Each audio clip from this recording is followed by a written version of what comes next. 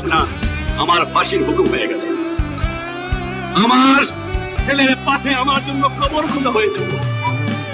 আমি প্রস্তুত হয়েছিলাম, বলেছিলাম আমি বাঙালি, আমি মানুষ, আমি মুসলমান, একবার মরে দুইবার মরে না।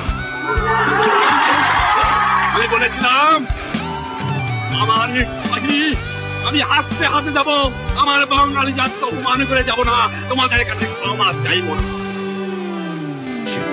রাখা বুক বনের আশ্বাসে সরলতা খান, প্রিয় নিঃশ্বাসে ছায়া ঘেরা বন শীতল বাতাসে।